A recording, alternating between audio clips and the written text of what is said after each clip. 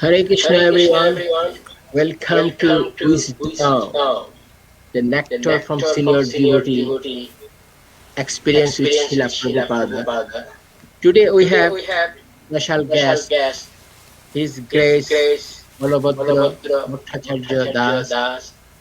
Balabhadra Prabhu is the direct disciple of His Divine Grace, ISKCON founder Acharya S.C. Bhaktivedanta Swami Srila Prabhupada. Jai Prabhupada. So, Prabhu, please accept my humble obeisance Jai for accept your my humble kind obeisances.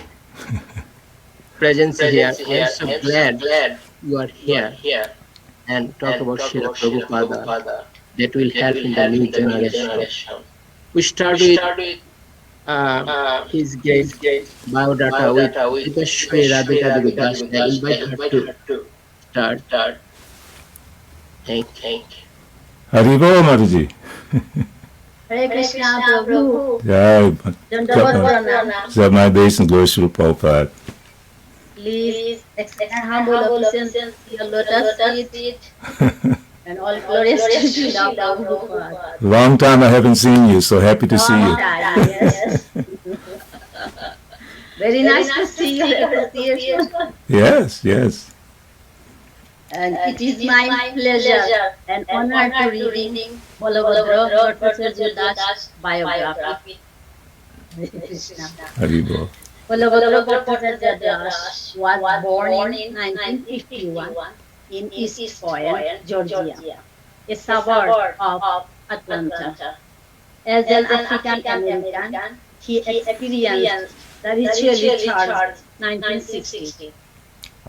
During these difficult times, he developed a strong attraction for music, and he became a well-known musician in both the black and white communities.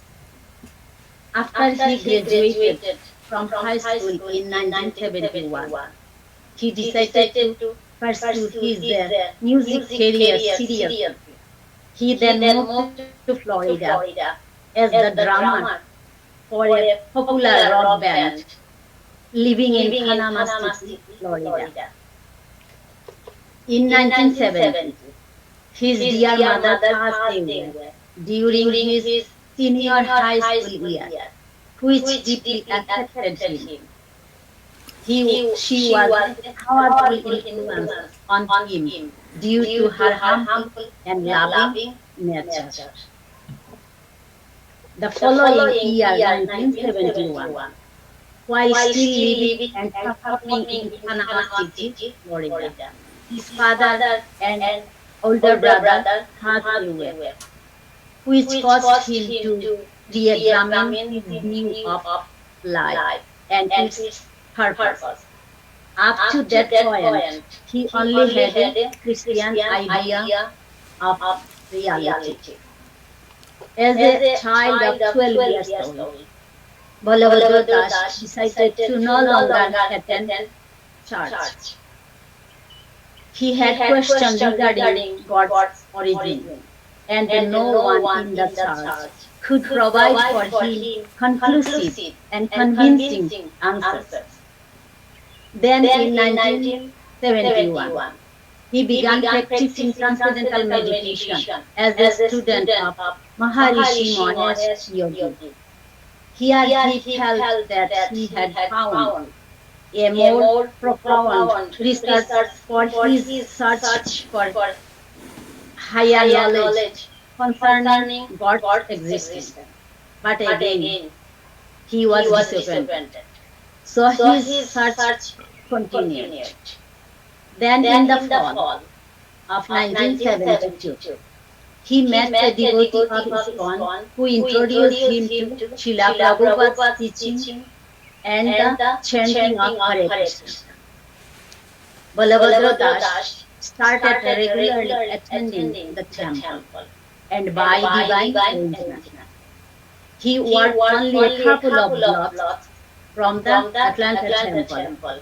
So he was able to participate in the temple every day during his lunch hour. Balabhadra Das moved into the Atlanta temple in October 1973.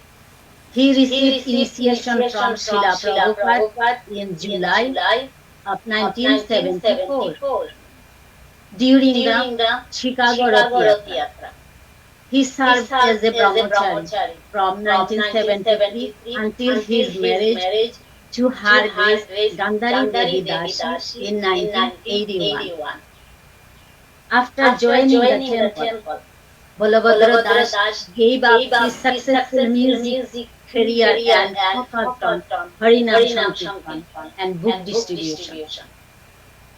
In 1975, the temple president suggested that he and another musician devotee, Her Grace Naradi Devi Dasi, started a Hare Krishna rock band and focused on preaching through contemporary Krishna conscious music. Thus the Murari band was formed. The Murari band produced several albums, cassettes, and CDs. Devotees and the general public enthusiastically received their music. The Murari band received critical acclaim from local Atlanta media. In December of 1986, His Holiness Jayapataka Swami, as the local GBC appointed Balabhadra Das as temple president of ISKCON Atlanta. Balabhadra Das served as temple president for 18 years.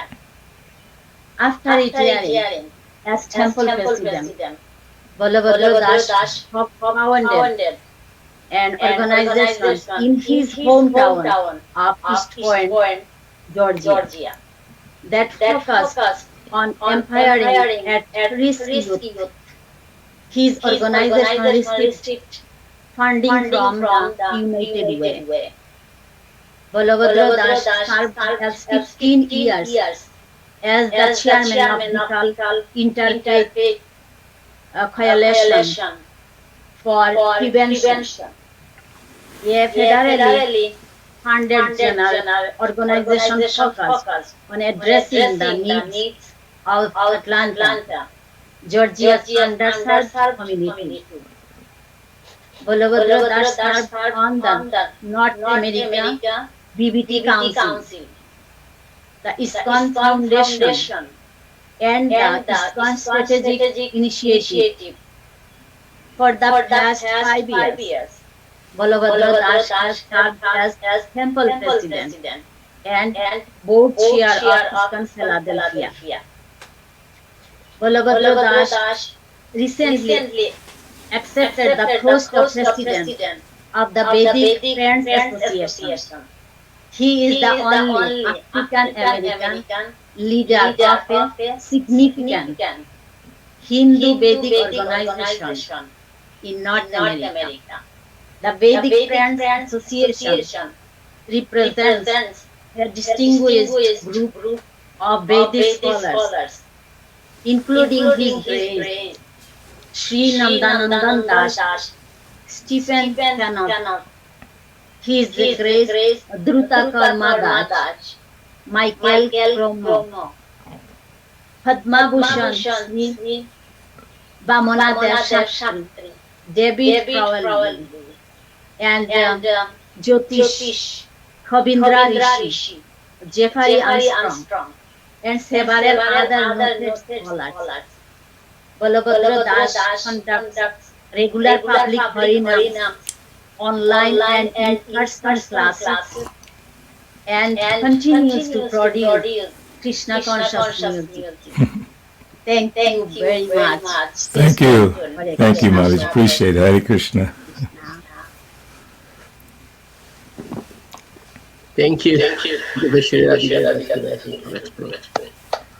So we are starting with our wisdom talk, and Prabhu will start. So start with Srila Prabhupada's experience, and then we'll talk about today program, the importance of Srila Prabhupada, how to read properly, and finally question and answer. So again, thank you for your presence. Thank you, Prabhu. Thank you and Mataji so much. Namo Vishnu Padaya Krishna Prestaya Bhutale Srimati Bhakti Vedanta Swami Iti Namane Namaste Saraswati Deve Gauravani Pacharani Nirvishesha Shunyavadi Paschachade Satarine. We bow ourselves at the lotus feet of Srila Prabhupada and thank you for giving me the opportunity to remember the times that I was fortunate to be in his presence. Like most of Prabhupada's disciples, I did not have the opportunity to interact with him in terms of asking questions and having letters. Those are very exalted souls who had that opportunity, like Lokanath Swami, Giriraj Maharaj, and Malati, so many devotees. But I was very fortunate to physically receive initiation from him in 1974 at the Chicago Rath Yatra. So I remember when Srila Prabhupada arrived at the airport, I was also fortunate to be there. And if you watch the memory videos and you see Prabhupada coming when he arrived at the Chicago airport, you can see me walking behind him. And if you notice, I'm looking at his head, the top of his head. Because Prabhupada was so small, so short, that I could see the top of his head. And I was just looking at it and just amazed how powerful he was with such a small body. And if you could hear Prabhupada speaking in his presence, the voice was very powerful, but the body was very small. So that fascinated me. So then, at the Chicago temple, because I was a young man and a little bit healthy, kind of little few muscles there, so they put me in charge of Prabhupada's security. So I was guarding Prabhupada's room, and it's a funny little pastime. He went for morning walk, so I stayed there to guard his room. And I made a plan. Because I'm kind of like that. I'm a Sagittarian, so I have this mental capabilities. I can visualize things. So I visualized exactly what I was going to do when Srila Prabhupada came back to his room. And I was going to say so loud, Namo Vishnu Padaya Krishna Prestaya, the pranam prayers, so loud, and Prabhupada would be so pleased with me. But when he walked in the door, with all these big devotees, Satsrup Maharaj, all these powerful devotees, I could not remember the prayer. It just, because Prabhupada is like the light, it's like the spiritual master. He, Om Magyana Timirandasya Gyananganan Salakaya Chakshum Miritamyena Tasmai Shri Gurave Namaha. He brightens up through the knowledge and also his presence. So Prabhupada's presence was so overwhelming that I could not even remember Namo Vishnu Padaya. And Prabhupada walked by me and he said, Hare Krishna. And I was, okay. But then, subsequently, in 1975, I had the opportunity to see Srila Prabhupada in Philadelphia at that Rath Yatra. So 74 and then 75. And we arrived to the Philadelphia temple from Atlanta. We got there late, so we couldn't go to the airport to greet Srila Prabhupada.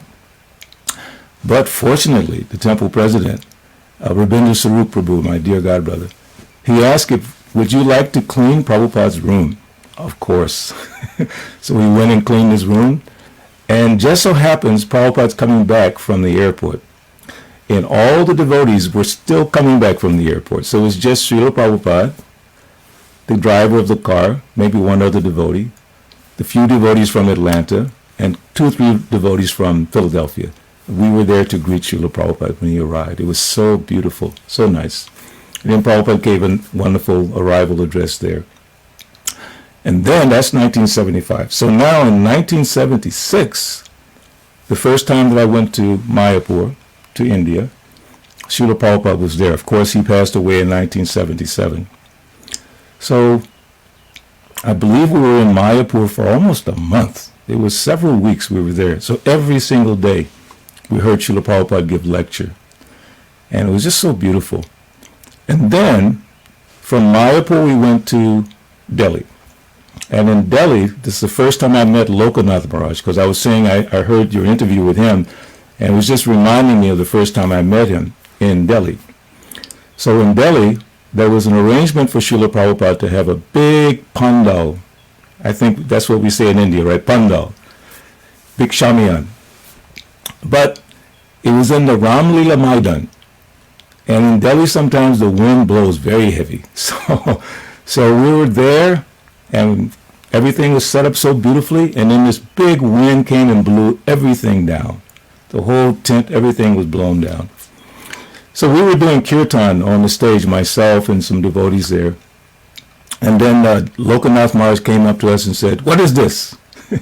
What is this? Lord Chaitanya's Sankirtan, get up and dance." He made us get up and dance, and we were dancing through all the crowds there. It was so beautiful. It was wonderful. And then that evening, Srila Prabhupada gave the lecture. Of course, they couldn't put all the tent back, so it was just a nice stage and just thousands and thousands of people. In fact, I was standing there. There was one Naga Baba.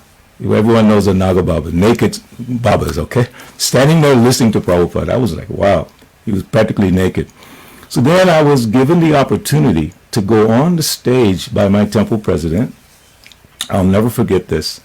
He allowed me to put the garland on Srila Prabhupada. And then I was able to sit down next to Prabhupada for the entire lecture. There's a photograph of that. One devotee sent me that photograph. I still have it. And then the most special thing I think in my entire life, when the lecture was over, Srila Prabhupada was getting down from the stage. It was quite high, and he was elderly, so it was difficult. And nobody was paying attention but me. I saw Prabhupada struggling to get down, so I grabbed his arm like this and helped him down the stairs. I was holding his body, touching the body of a pure devotee. How special, how wonderful. I was so happy. And then from Delhi, it was decided that Prabhupada was going to go to Modinagar, Aligarh, and then Vrindavan. So only 50 devotees out of the 500 or 700 devotees that were there, only 50 devotees were allowed to go. And they were choosing which devotees. And my dear godbrother Mahabudhi, he was in charge. He said, "I want Balabhadra. He plays Mridanga, nice kirtan. I want Balabhadra." So because of my Mridanga playing, I was able to go with Srila Prabhupada. And we were there in Modinagar. It was so special, the beautiful temple in Modinagar. And again, my interactions with Lokanath Swami was increased at that time because I have a tendency to lose my voice. You know, it happens to singers a lot. So that in Modinagar, I lost my voice 100%. And then Lokanath Maharaj, he looked at me and smiled. He said, "Don't worry. Today we're going to have sweet, hot jalebis. Your voice will come back." So it was so nice. And then we left Modinagar. And, it was a very nice little pastime. As Srila Prabhupada finished the morning program, the morning class, there's a kind of a parikram inside the temple. So Prabhupada came out, we were all walking behind him. And I believe first was Lakshmi Narayan deities, huge deities, big deities. Then there was Sitaram, Lakshman, Hanuman. And then outside the temple in the back was a small temple for Lord Shiva. And then Srila Prabhupada stopped there and he did his pranams to Lord Shiva at that temple. And then we came around to the front. So there's also a photograph of that. I was there, and I'm trying to think of my godbrother's name was leading the kirtan, but we were all coming behind Prabhupada. So in front of Prabhupada, which you can't see in the photograph, there's a school band. I think it was a high school band. And they were playing the Mahamantra with the musical instruments, not singing, but just blowing the horns, the Hare Krishna Mahamantra. And Prabhupada was so happy to see that. He was so pleased with that. And then we left there and went to Aligarh. And then again, I was given the service of fanning Srila Prabhupada that night for his lecture, for the entire lecture. Now, just before that, in Aligarh, it was impromptu. It was not scheduled so much, but they put on a nice program. But there was no asan, no vyasa for Prabhupada. So myself and one or two godbrothers, we went door to door in Aligarh, begging for some seat for Srila Prabhupada. Anything, just give some seat. And one family gave us a sofa, like a love sofa, you know, the short sofa. And here were these Hare Krishnas walking through the streets of Aligarh with a sofa on their shoulders and going and putting on the stage for Srila Prabhupada. I found that to be very significant because in Delhi, and you've all seen this Vyasasan, you don't know it was in Delhi, but it was a silver Vyasasan with big lions on the side, huge with a purple beautiful cloth in the back, all silver. And Prabhupada sat down and gave the lecture. And then in Aligarh, there was just a sofa. And Prabhupada sat down and gave the lecture. I just was so inspired by the fact that he was not moved by any so-called opulence. He just wanted to speak about Krishna. Wherever you put him, he would speak about Krishna. That was very nice. So those are my exchanges with Srila Prabhupada. Of course, the next year Srila Prabhupada left this planet, but I just feel so fortunate that I had a little association with him. And equally as important, the association that I've had with Srila Prabhupada's disciples, my god brothers and god sisters, who have blessed me over the years with so much of their association and guidance. And one thing I would encourage everyone to understand, especially given that most of the Srila Prabhupada disciples are starting to leave this world by Krishna's arrangement. It's only by Krishna's arrangement that they're leaving this world. And I was so touched when Brahmananda passed away a few years ago, and then prior to that, Bhattacarya Maharaj, and then my dear friend Bhakti Swarup Damodar Maharaj, and just like Tamal Krishna Maharaj, so many of our devotees are leaving. But again, I felt so blessed to have their association. And one secret to getting their association is listening, which we're going to talk about that a little bit today. When you practice hearing, not just reading the books, not just listening to lectures, but sincerely hearing from those devotees who are maybe a little more experienced than you, they will gladly bless you with their understanding, with their wisdom. See, in Krishna consciousness, there's two aspects. There's knowledge, jnana, and then knowledge by practical application, vijnana. We know from Bhagavad Gita, what is the verse? Samo dhammastapasaucham shantir arjavame jnanam vijnanam astikyam brahma karma sabhavacha.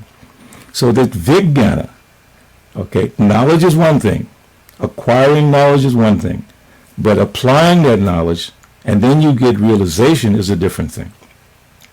So all those wonderful devotees, especially senior Prabhupada disciples who have over the years practiced, in some cases, over 50 years of practice. 50 years of practicing how to serve, how to hear and chant.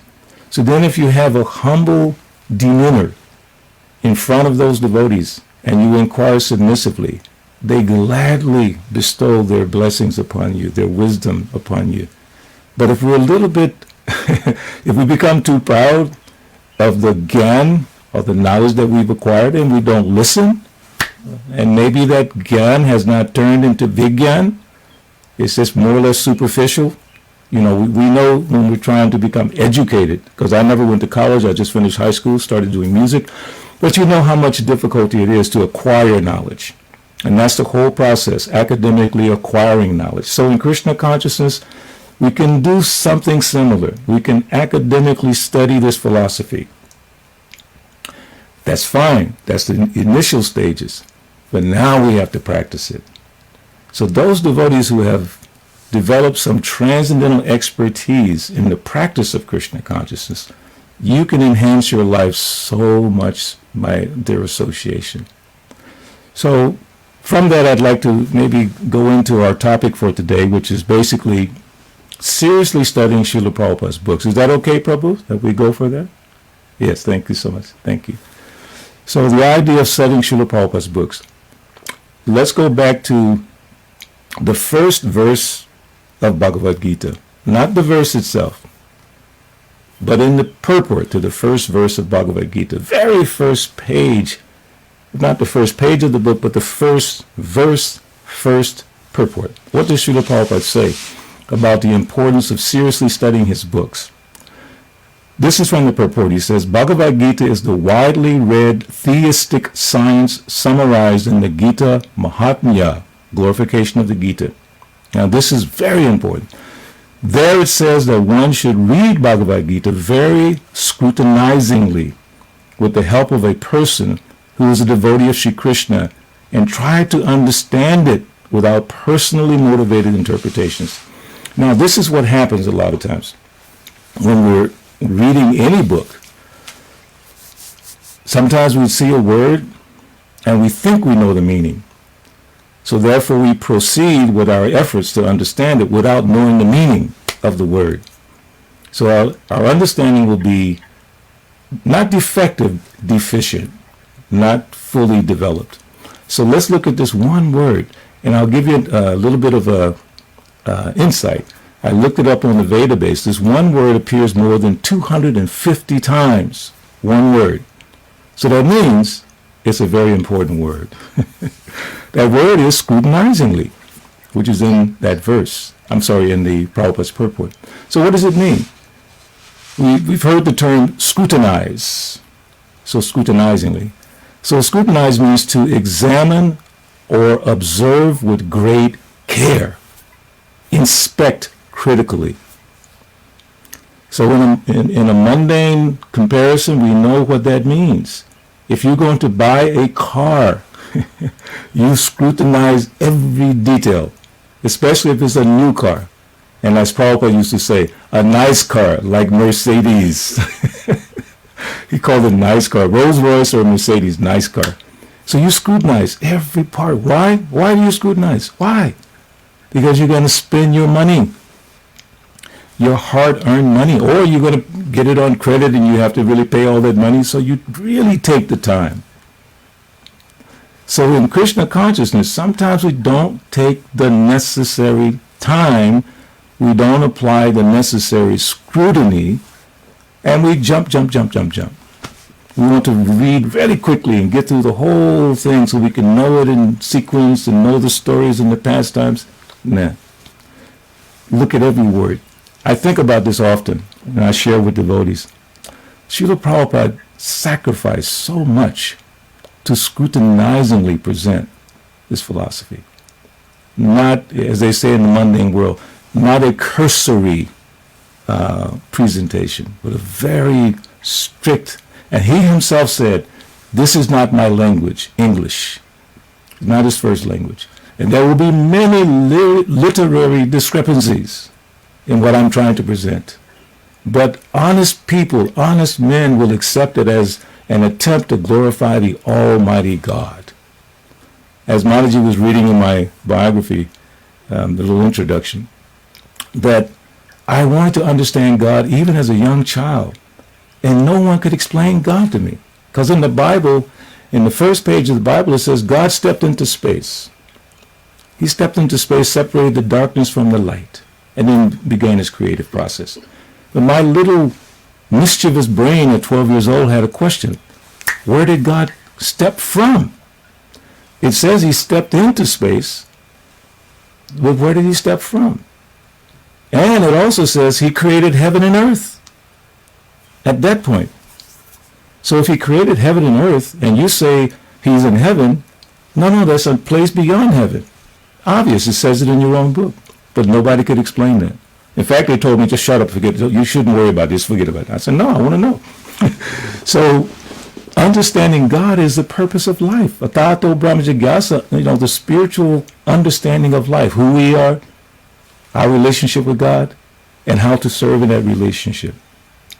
So Srila Prabhupada gave us that, painstakingly organized these literatures for us. Also, another reference to this scrutinizingly is from the prayer that we all know. Nana Shastra Vacharanayaka Nipano Saddhana Samstapako Lokanam Hitakarano Tribhuvane Manyo Saranyakaro Radha Krishna Padaravinda Bhajanan Nandenan Mataliko Vande Rupa Sanatanu Raghu Shijiva Gopalaka.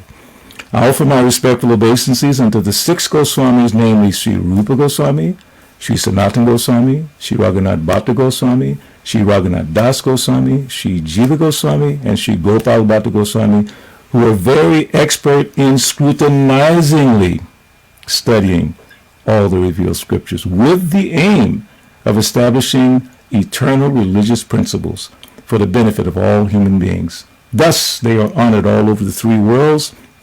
They are worth taking shelter of because they are absorbed in the mood of the gopis that are engaged in the transcendental loving service of Radha and Krishna. So take note of that again. Scrutinizingly, expert in scrutinizingly studying. So what does that signal for us? I'll give you a little story that happened to me personally. And I was really excited about reading the Bhagavatam verses, just the verses, so I could learn the stories. Because in the Bhagavatam, there's so many stories. And sometimes you get lost. Which universe are you in? What time frame are you in? So I wanted to know sequentially all the pastimes. And again, this is another good point about having a good relationship with more experienced devotees, to the extent where they know they can tell you when you're not doing something correctly. Everyone likes for someone to pat you on the back and say, Prabhu, so nice, you did nice kirtan, you gave nice class, you did this, you did that. We love that. We all have that tendency. But when you have this Guhyam Agyati Prichati, this kind of intimate relationship where you can reveal your mind and you can also listen confidentially, devotees can help you on the path. So my temple president looked at me and said, Balabhadra, what are you doing? I said, Prabhu, I'm reading. I want to learn all the story. I just want to. He said, why are you doing that? Stop. You should study. Study the books carefully. Why are you rushing? Do you understand this? Do you understand that? Take your time. Don't rush. And that instruction has guided me over the years. Take the time. If I see a word that I don't understand, I stop. I go to the dictionary. Especially now we have Google. He said, toop, toop, toop. Or Siri, Siri, what is this word? Because if you don't know the word, you don't know what he's saying.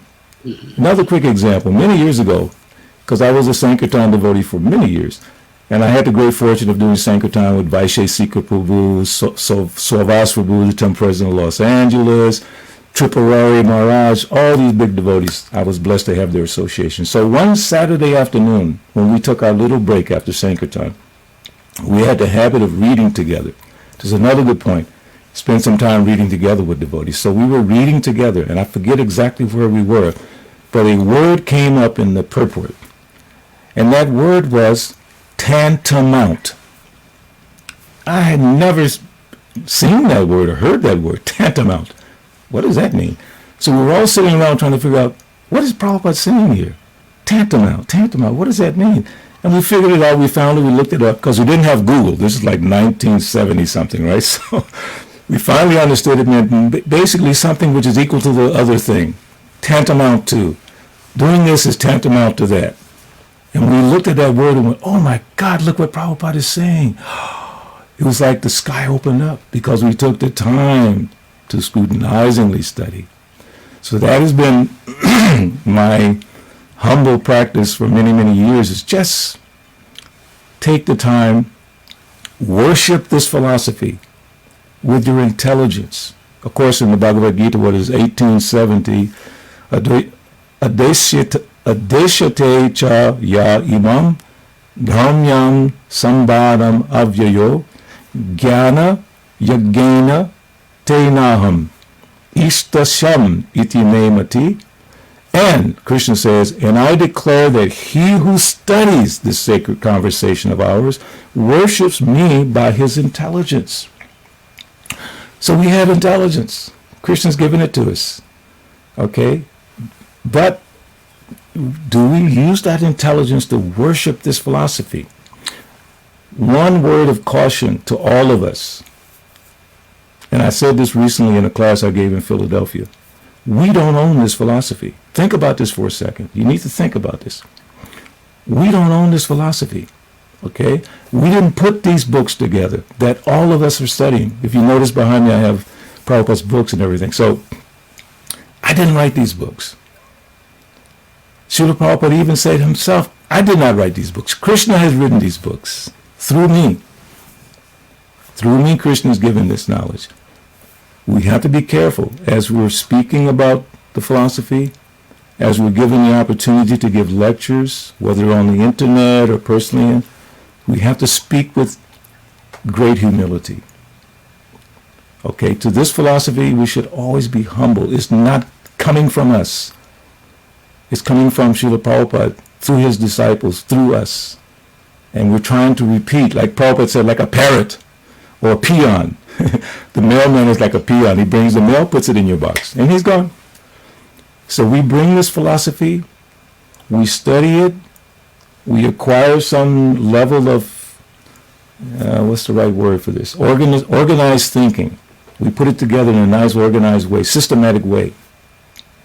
And then we present it, and then we practice it, and it's so important that we practice what we present. Sometimes it's not always possible because, for instance, I cannot present to you a practical explanation of the gopis. I'm sorry, I cannot. I don't have that experience of the gopis and Vrindavan. All this above my pay grade, as they say. It's way above my pay grade. But I can present to you from my experience of serving devotees, trying to speak the philosophy to help others, trying to bring people to Krishna consciousness, trying to distribute Prabhupada's books, trying to follow the Four Regular Principles, chanting 16 rounds. Those kinds of things I can speak with some level of confidence and transcendental authority, because these are things that I do, especially what I just said. Hearing from more experienced devotees is extremely critical for your spiritual advancement. Why is that? I did want to share from a little research I was doing for a class in Philadelphia. And I tell devotees all the time, you need to have certain things in your spiritual toolbox, T-O-O-L, like tools, like hammer, nail, screwdriver. So if you go to a job, if you're a contractor, and you open your box, there's nothing there, you're going to get fired. You didn't come prepared. So when you encounter Maya, which you will, because Prabhupada said when you take up this process, it's like declaring war against Maya, and you come in your toolbox of Krishna conscious verses and experiences are empty, Maya can take you away. Kamala Dala Jala Jivana Talamala, like a water in a lotus leaf. Maya can just take you away. But if your toolbox is filled up, and Maya tries to attract you for this and that, you just pull out the verse and go, no, I'm not going that way. Why? Nasta Praisa Badresu, Nityam Bhagavata Sevaya, Bhagavati Tamasloke, Bhakti Mavati Naistake. Because I'm regularly attending Bhagavatam classes, and I'm listening. Go back, that's verse number 18, first canto, chapter 2, verse 18. Verse 17. Srimvata Swakata Krishna, Punya Shravana Kirtana, Ridyantasto Yabhadrani, Vidunotis Risatam. Punya Shravana, that pure, auspicious Shravana, hearing. Huh? Because Krishna is in your heart. Ridyantasto Yabhadrani, Vidunotis Risatam. He, when he knows that you have developed the urge to hear his messages, he cleanses the heart. All this disturbance goes away by Krishna's grace. But how do you get the affinity? How do you get the inspiration to want to hear nicely? Verse 16, I don't remember the full Sanskrit. O twice born sages, by serving those devotees who are completely free from all vice, great service is done. By such service, one gains affinity for hearing the messages of Vasudeva. Think about that. The goal is to become absorbed in hearing about Krishna. Krishna tells us, Mamana bhavamad bhakto majaji mam namaskuru. Satatam kirtayanto mam yatantas chaturdavataha. So many places he tells us, constantly hear about me, constantly hear about me. And Srila Prabhupada emphasized it over and over. All the acharyas emphasize it.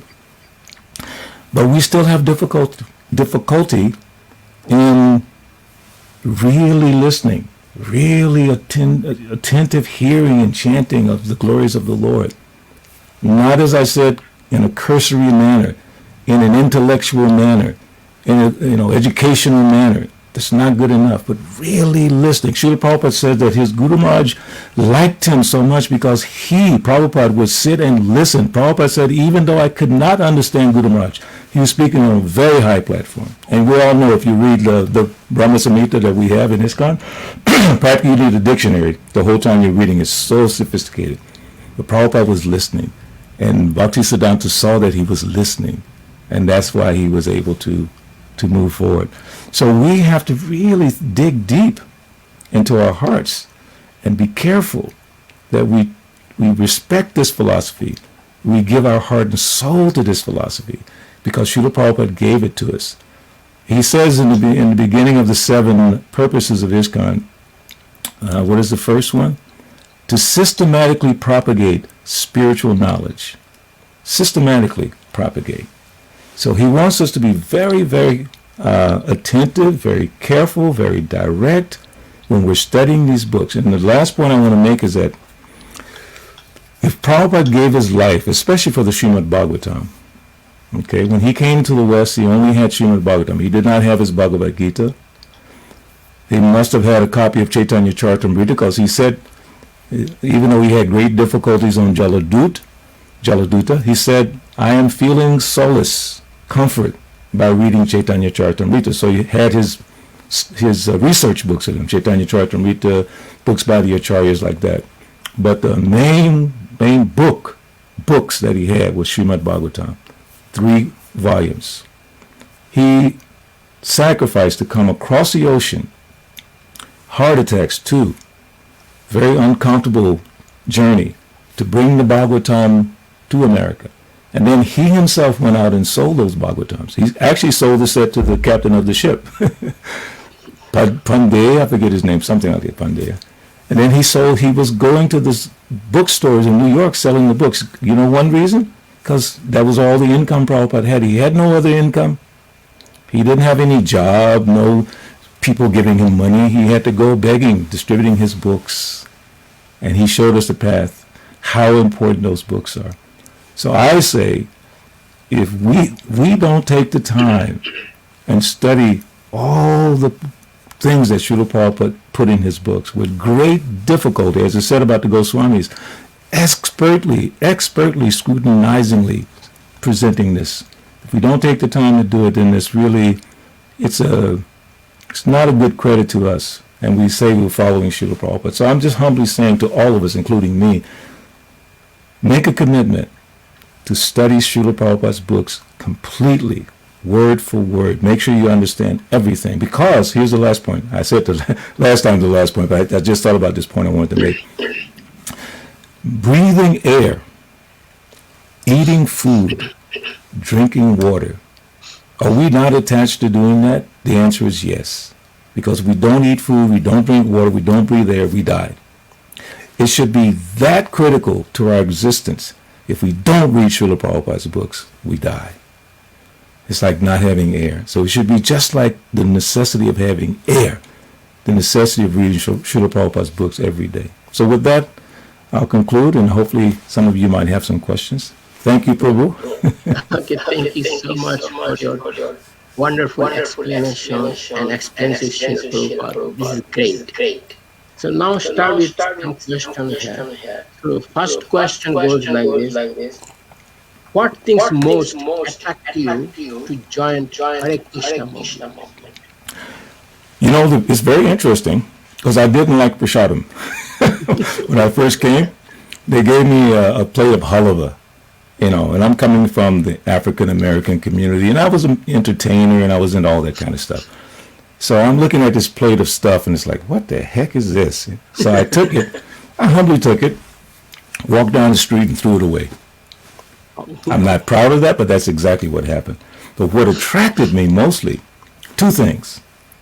The books and the kirtan. Those 2 things. In fact, when the devotee asked me to join the temple, I was a little confused, because I figured I don't have to join. I just come. I was coming from work, and I would come every day, and I come every Sunday. I had a little service, and that. I was happy like that. And then he said, Bhakta Ben, you come to the temple every day. You come every weekend. Why don't you just join? I went, what? Join? Are you kidding? I'm married. I have a son. I have a music career. All my excuses came. But then, in my mind, I said, well, what am I going to do around that place all day? I mean, I like going there. I mean, just sit around all day and chant. I don't know. But then I thought about Harinam Sankirtan, because I used to see devotees downtown chanting all the time, and I was attracted to that. So when I thought in my mind, I can always chant in kirtan, then I decided to join the temple. So the 2 things, the books, especially Bhagavad Gita, and then Harinam Sankirtan. Those 2 things. Thank you. So when your time, there is not so much devotees. So who joined the Hare Krishna movement, then stay in the temple. So did you stay in the temple? Oh, yes. When I moved in, it was October of 1973. I lived in the temple ashram. Of course, my previous family, my former wife and my son, they came with me for a few months. They stayed there, and then they left. So then I was a grihastha for 3 months. Then after that, brahmachari. So brahmachari till 1981, from 73 December to 1981, brahmachari. In fact, in the Atlanta temple now, you and your wife have been there. We have 3 buildings, And I'm not exaggerating. I have stayed in every room in those three buildings. Because as a brahmachari, all you had was a little box, okay? You had we used to buy tomatoes from the farmer's market, and they would give you the box for your devotional life. So I had a tomato box with 2 dhotis, a few books, beads, like that. So if the temple president said, okay, Balabhadra, I want you to move over here, you pick up your box, you move. I want you to move over there, pick up your box, you move. Nowadays, in moving, you need a truck. But at those times, very simple. So yes, I lived in the temple, and it was some of the most joyous experiences in my life. And actually, the very special experience was sleeping in the temple room to protect the deities. I don't tell this story much, but it's a true story. Because I was sleeping in the temple room to protect the deities. And Prabhu, you had mentioned in the Bombay pastimes about they gave a gun for protecting. Yeah. So I had one gun. It's called a 357 Magnum, a big gun. And I was trained how to use that gun. So the gun was inside the cabinet. I'm sleeping outside the cabinet because I didn't want to put the gun next to me because I figured I'd wake up and pick it up and shoot it. Who knows? One morning, around 3:30 in the morning, some people broke into the temple. And I'm lying there sleeping in my sleeping bag with a godbrother. And the guy put a gun in my face and said, if you move, I'll kill you. And I was like, oh. And they went on the altar. They stole this and that. The point is, in the temple, we surrender our lives to Krishna, and whatever happens is by Krishna's grace. We just accept it as Krishna's mercy. So I think that experience of living in the temple for many years, from 1973 until my wife and I moved out in 1986. We got a house in 1996 when we got a house.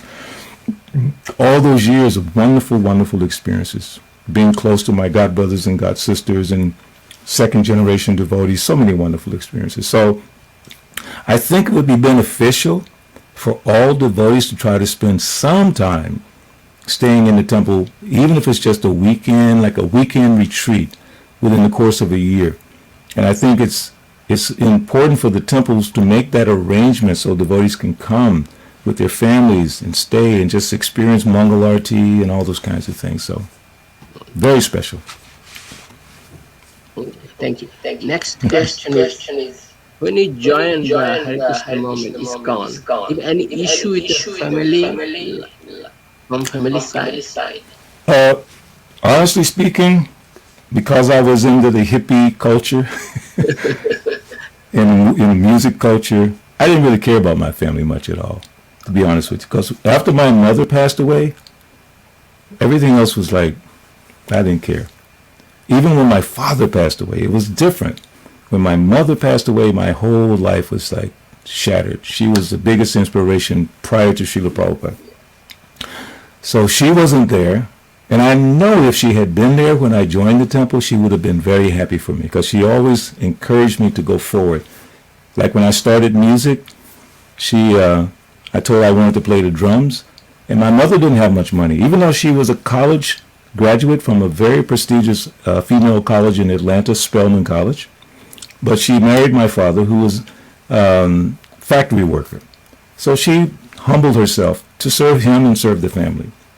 That's why I said her humility was the foundation of my spiritual life. And then when I met Prabhupada, I saw some more humility. It was like amazing. So I think I lost the point you were saying. Could you say it one more time to remind me? Your family issue. Yes. So she was not there, so I didn't really care what the rest of the family said. But my grandmother, subsequently, because I used to visit my grandmother, she stayed in the same town, in fact, in the same apartment where I grew up. So I would visit her from the temple every year around Christmas and take her prasadam, cookies and things like that. And she told me one time, she said, I pray every day that you never leave that temple. Because she knew I had joined the temple. So she said, I pray every day that you never leave that temple. So joining the movement, I didn't really care so much about what anyone had to say. The only people I cared about were the guys that I used to sing with in the band. I was a little concerned that they would think a little something. But then after a while I said, doesn't matter. But I would say to anyone that has that concern about family, don't neglect your family. thinking that's what Prabhupada wants. He wants us just to forget our families and just move in the temple. He never said that. He loved Brahmananda's mother. He was so happy. He always talked with her. Jayapataka Maharaj's mother. I mean, come on, all these wonderful mothers. Prabhupada loved the families of the devotees. He was so happy. In fact, in India, he was asking some families, give me one of your sons. I'll train him as a Brahmin. Nobody would give him a son. So in America, so many mothers gave their sons. And he made friendship with them. So I'm just saying that be respectful to your family. Be loving to your family. Because those in your family, they are benefiting from your devotional service. That's why I don't worry about my mother, because after hearing from Srila Prabhupada that 5 generations, 10 generations, 25 generations of the family in the future and in the past are liberated. I said, my mother's fine. Just like Dhruva Maharaj, right? Yes. When he was going back to God, where's my mother? Don't worry, she's right here. Okay, let's go. But love your family. Like I have 4 grandkids. I should have put it in my bio. I have 4 grandkids, ranging from 6 years old to 27. My little 6-year-old, she's so sweet. I love her so much. And the next one to her, she's 11. And I'm going to visit her on Monday because she's just coming back from a trip to Chicago with her other grandparents. And then my granddaughter, who's 23, she's a very successful business lady now. She has her own beauty salon and all these things. And my grandson, who's the oldest, he's 27. He's a music producer, kind of like me. And then my son, who just turned 50, we talk all the time, my daughter-in-law. The point is, I have an ongoing loving relationship with my family. So, whenever I do anything Krishna conscious for them, they don't hesitate. They appreciate, they love. They come visit me, and they go. We've been to the temple several times. But if you don't have a loving relationship with your friends, old friends and family, then it makes it difficult for them to appreciate the sacrifice or the surrender that you've made. So, in a loving way, but also be careful.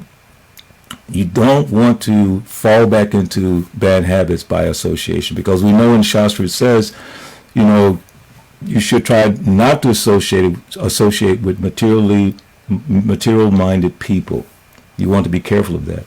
But if you are strong in your devotional service, then you can benefit them. Otherwise, think about this. We go on Sankirtan, and we meet some very different people who are not family, okay? People who are intoxicated, the boys and girls doing all kinds of crazy things, and we just, Hare Krishna, Hare Bol, take prasadam, take a book. And they say, get the heck out of here. Oh, no, please take a book. But would our family want to cut them off? See, it doesn't make logical sense. We humbly go to the general public, but we cut off our family. Don't even try. So just be careful of that. Try to always build relationships through love. People don't care. This is just a simple quote. People don't care how much you know until they know how much you care. If you show your family that you care about them, you love them, giving them prasadam on special occasions, birthdays, and things like that, builds up their spiritual credits. So I hope that helped a little bit. Thank you. Next question is, Prabhupada said, preaching is the essence, and book are basis. So book is very important, because if you really know about the Srila Prabhupada and pastime of Krishna, then easy to preaching other, and knowledge develop helping for preaching. So Yes. people who are not educated, how they do this stuff? Prabhupada gave the example of Saraswati. Little Saraswati. I think Malati's daughter, Saraswati, right? Okay. And he would say, she's just a little girl, no education. But she would go to someone, she said, you know who is Krishna? No, Supreme Personality of Godhead. And he said, that is preaching, okay? And then we know that that pastime in Chaitanya Leela of that Brahmin, Yes. who was told by his Guru Maharaj, you read 18 chapters Bhagavad Gita every day. But the man was illiterate, meaning he could not read. So he's sitting there with the book, and Prabhupada made the sound. He said he's making some sound like because he couldn't read the Sanskrit. And then all the local village people, hey, look at you reading so nice. They're making fun of him because they knew he couldn't read.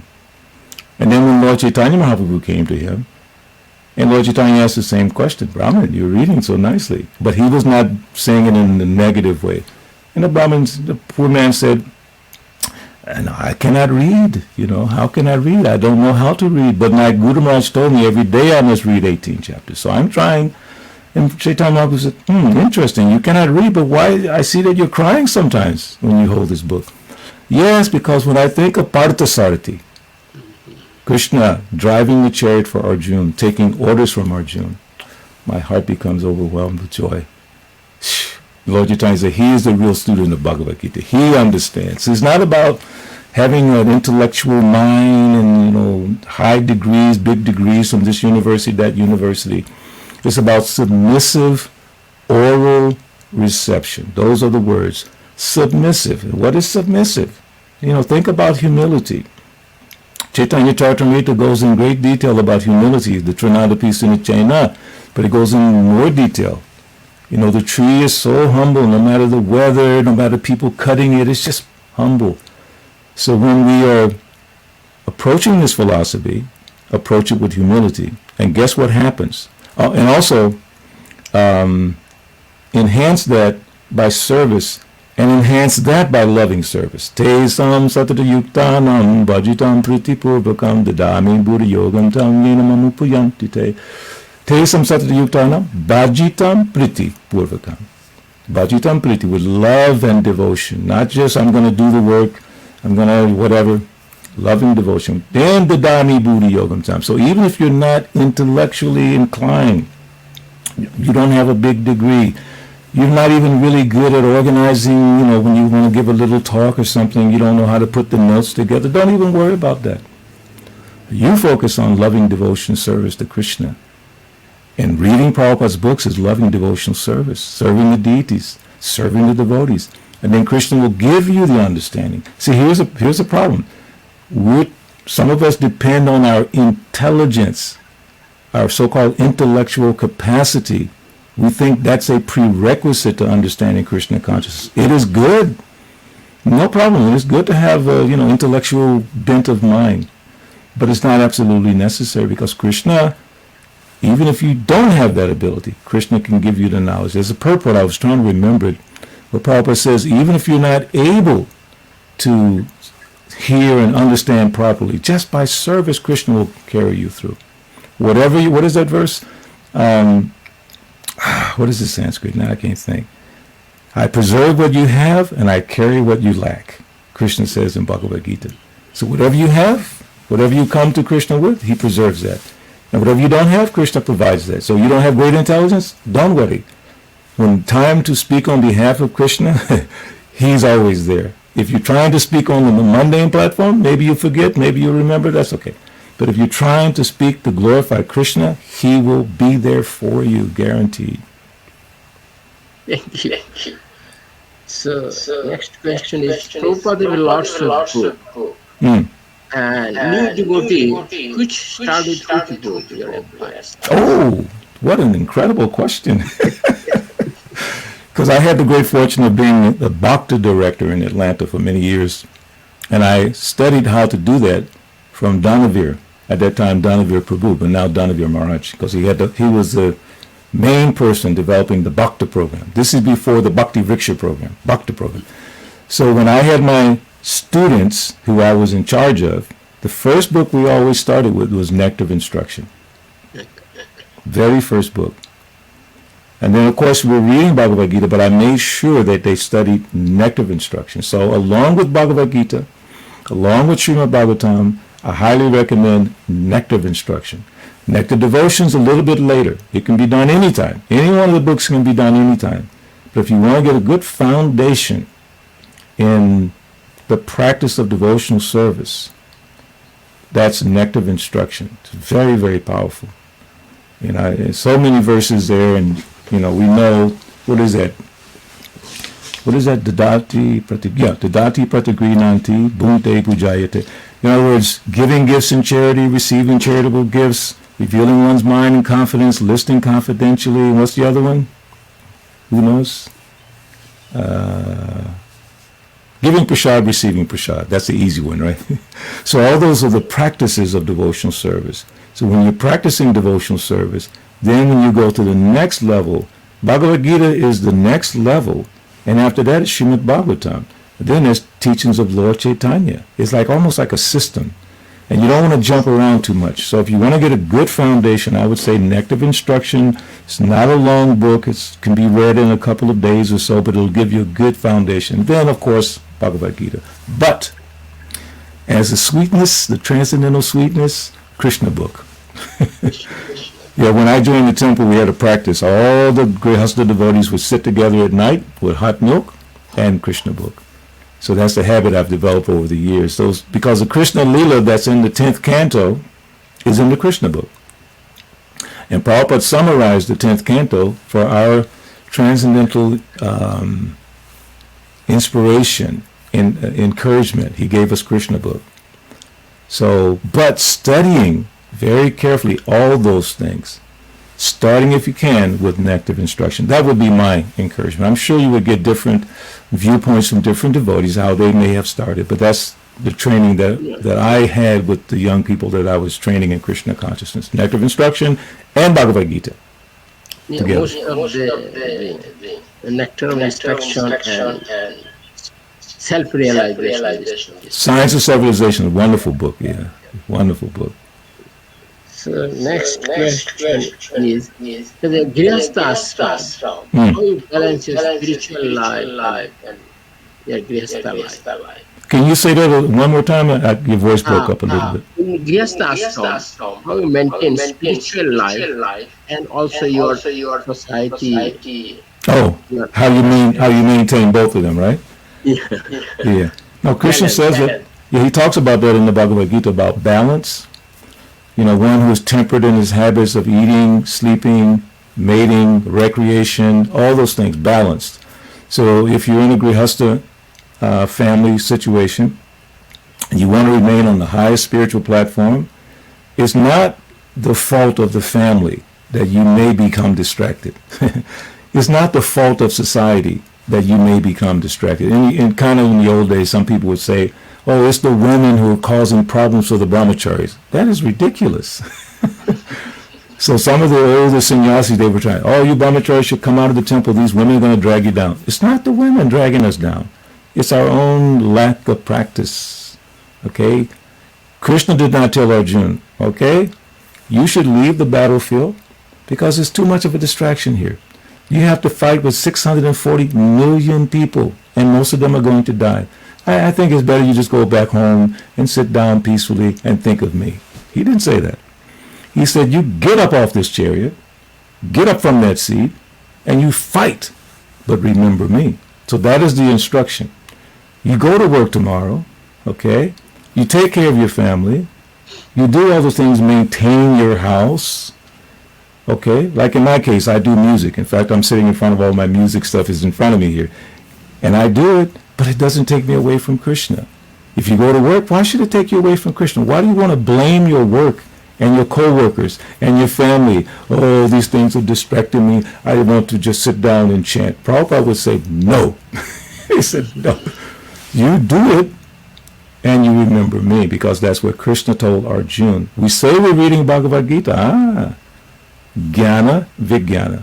We're reading it, but we need to apply it.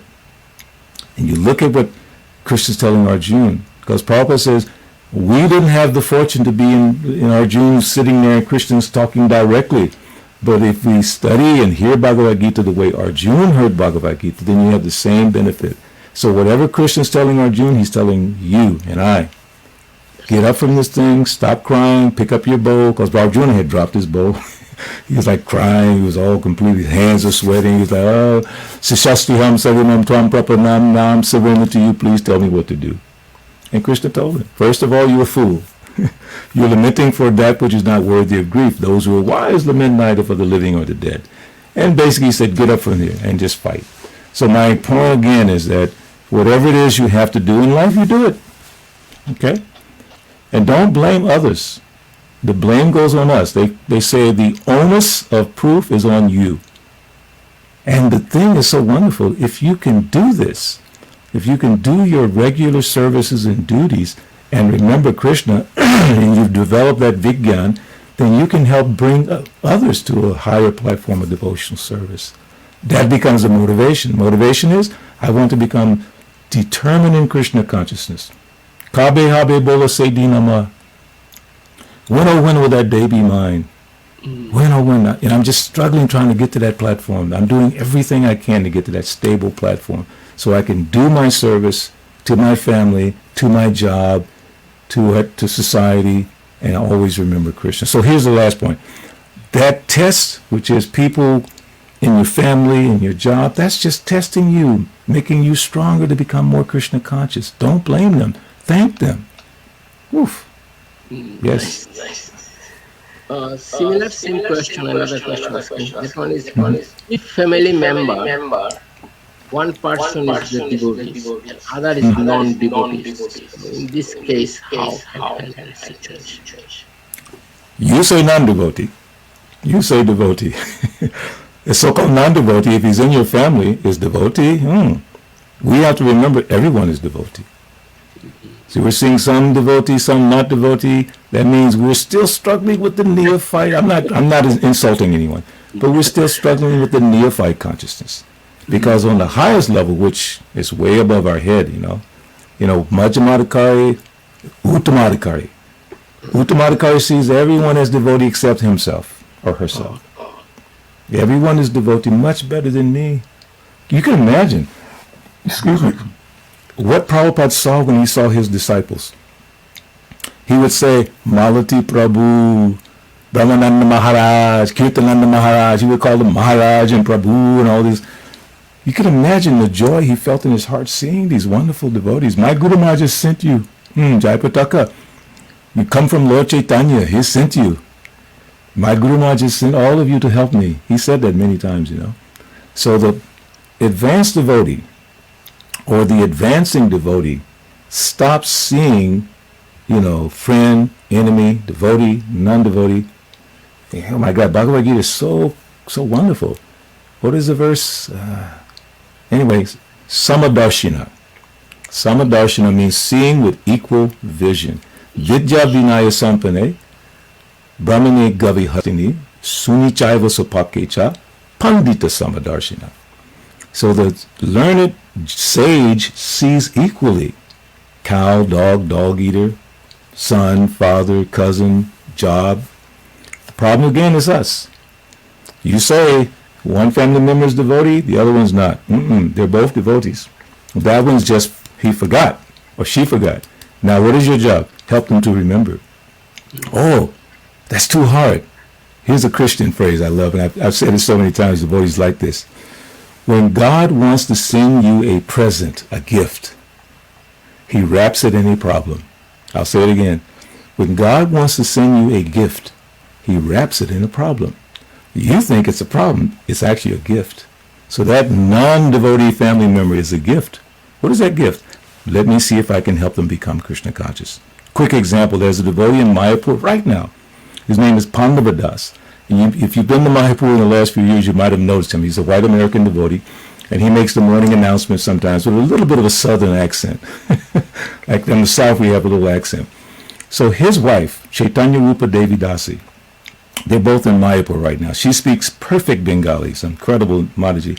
Her husband, Pandavadas, at the time, Bhakta Paul, was working in Atlanta running all these mechanic shops. He had 10 or 11 mechanic shops that were under him.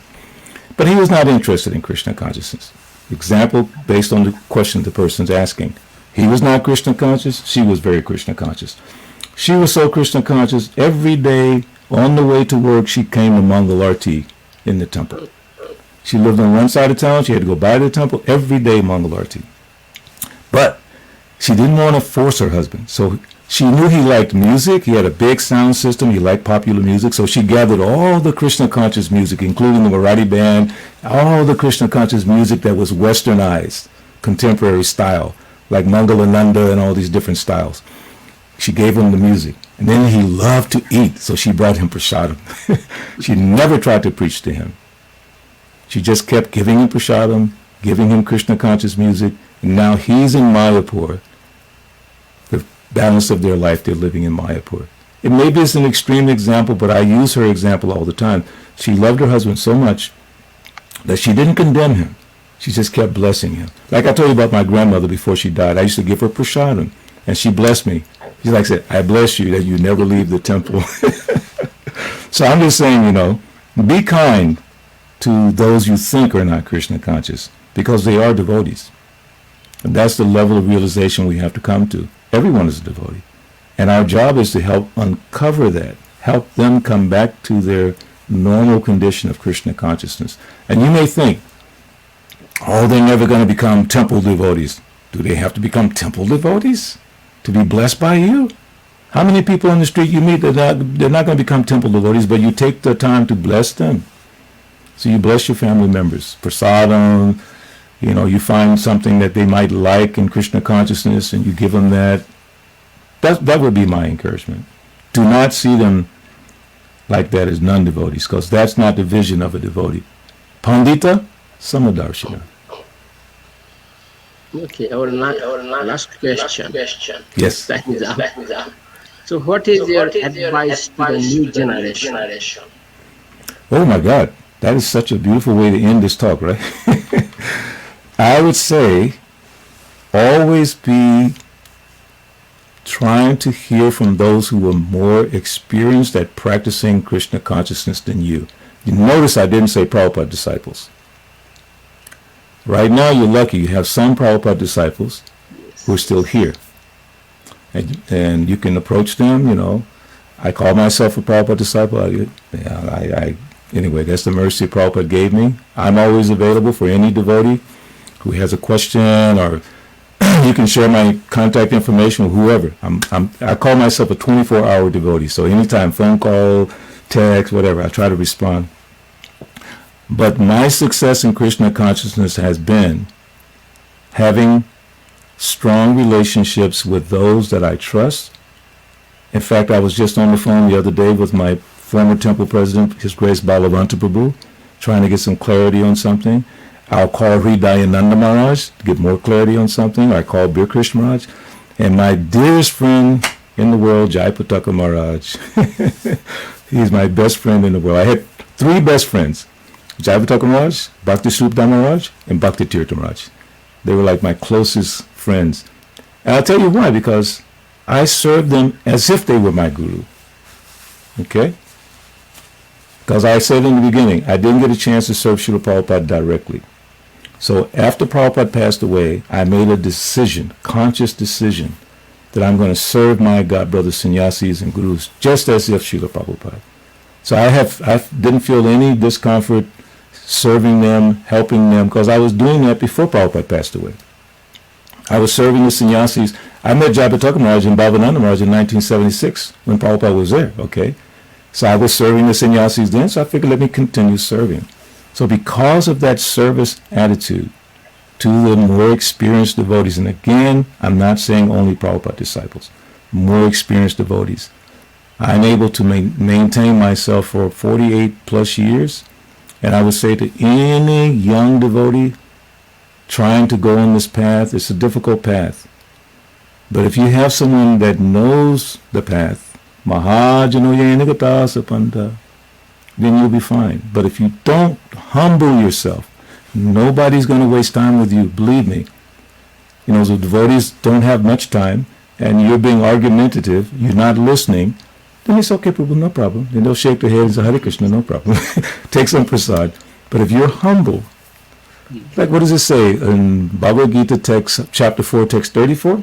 Tadvidi panipatena pariprasnena sevaya upatekshanti te ganinas tattadarshinaha.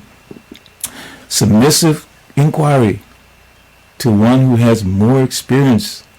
Okay, they not that they see Krishna directly, but they have more experience at applying the philosophy. You should beg for their association. If you read any of the songs of the acharyas, they're begging for the association of Srinivasa Acharya, this Acharya, that Acharya, begging for their association. So take advantage of the association. You have some Srila Prabhupada disciples. Some of them are active, some of them are not so much active in terms of working with temples and this and that, but they have all this knowledge and experience. I'm so happy that you're doing this program, bringing senior devotees to speak and share their wide varieties of experience with Srila Prabhupada and how it affected their lives and how they're able to maintain attraction to Krishna consciousness after more than 50 years in many cases. That's amazing. It's really amazing. So that's my instruction to young people all the time. Make sure you have 3, 4, 5, 6, 7, 8, 9, 10 people, devotees that you can confide in when you're struggling, because you will struggle. It will be there. And you're going to need guidance. But if you don't build those relationships, okay, and if they don't know, meaning the more experienced devotees don't know that you're willing to hear a little bit of tough love, a little bit of criticism, if they think the younger devotees, you can't say anything to them because they're going to run away. I'm telling you, this is what people are saying nowadays. No, we don't want to disturb the younger devotees because they're going to be upset and they won't come to the temple. I think that's really bad. And it's not a good practice, okay?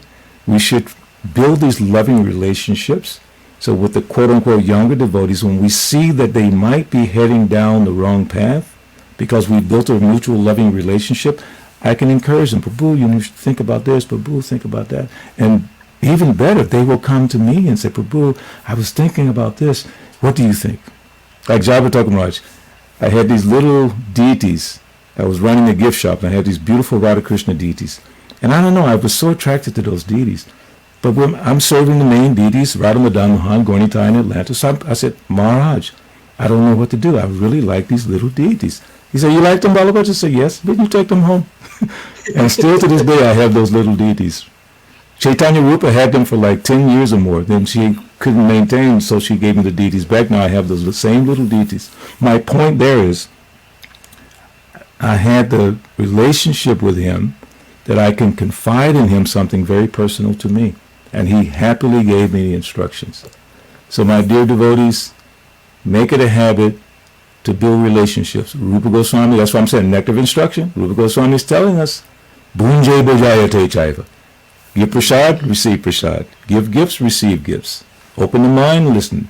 If we practice those things that Rupa Goswami has given us, you'll have good relationships, and then you can get good input from devotees to help guide you on this difficult path. It's a very difficult path if you're not careful. Even if you go on the most beautiful road, nice road, still there can be problems.